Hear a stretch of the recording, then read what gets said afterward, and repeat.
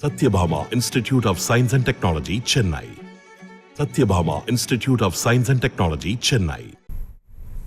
கோவை மாவட்டம் மேட்டுப்பாளையம் அருகே ஆலக்கொம்பு பகுதியில் சீரான குடிநீர் விநியோகம் வழங்க கோரி தொடர்ந்து இரண்டாவது நாளாக சாலை மறியல் போராட்டத்தில் ஈடுபட்டு வரும் பொதுமக்களிடம் எம்எல்ஏ செல்வராஜ் உள்ளிட்டோர் பேச்சுவார்த்தை நடத்தி வருகின்றனர்.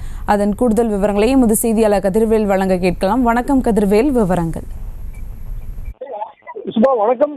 கோவை மாவட்டம் மேட்டுப்பாளையம் இருக்கக்கூடிய ஆலாங்கொம்பு பகுதியில் கடந்த ஒரு மாதமா குடிநீர் விநியோகம் பாதிக்கப்பட்டிருக்கிறது.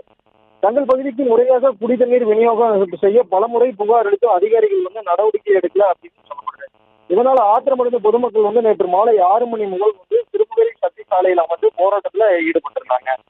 தங்கள் கிராமத்துக்கு திருப்பூர் 2வது குடிநீர் திட்டத்திலிருந்து குடிநீர் வழங்க வேண்டும் அப்படின்னு கோரிக்கையை வலியுறுத்தி கிராம மக்கள் போராட்டத்தை முன்னெடுத்திருந்தாங்க. இதே போல மேட்டுப்பாளையம் சட்டமன்ற உறுப்பினர் ஏ கே செல்வராஜ் மற்றும் ஊராட்சி மன்ற தலைவர் பழனிசாமி உள்ளிட்டோர் போராட்டக்காரர்களுடன் பேச்சுவார்த்தை நடத்தியிருந்தாங்க. ஆலாங்கொம்பு கிராமத்துக்கு திருப்பூர் குடிநீர் திட்டத்திலிருந்து தண்ணீர் வழங்க நடவடிக்கை எடுப்பதாக உறுதியளித்து மாவட்ட ஆட்சியர் அறிவிப்பு வெளியிட்டால் மட்டுமே போராட்டம் கைவிடப்படும் அப்படின்னு சொல்லி சாலை மறியல் போராட்டத்துல தொடர்ந்து ஈடுபட்டு வராங்க. திருமுகை மற்றும் சுற்று வட்டார பகுதிகளில் இருக்கக்கூடிய அனைத்து புறவழி சாலைகளும் அடைக்கப்பட்டு பொதுமக்கள் சாலை மறியல் போராட்டத்தில் ஈடுபட்டு வருவதால போக்குவரத்து முழுமையா ஸ்தம்பித்திருக்குது. இதனையடுத்து காவல்துறையினர் தற்பொழுது குவிக்கப்பட்டு பாதுகாப்பு பணியில ஈடுபட்டு வராங்க. தங்கள் கோரிக்கை நிறைவேறும் வரை போராட்டம் தொடர்ந்து நடைபெறும் அப்படின்னு சொல்லி பொதுமக்கள் திட்டவட்டமா தெரிவிக்கப்பட்டிருக்காங்க. விவரங்களுக்கு நன்றி Kathirvel. Satyabhama Institute of Science and Technology, Chennai.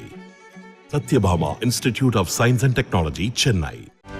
செய்திகளை உடனுக்குடனும் துல்லியமாகவும் தெரிந்து கொள்ள சப்ஸ்கிரைப் பண்ணுங்க.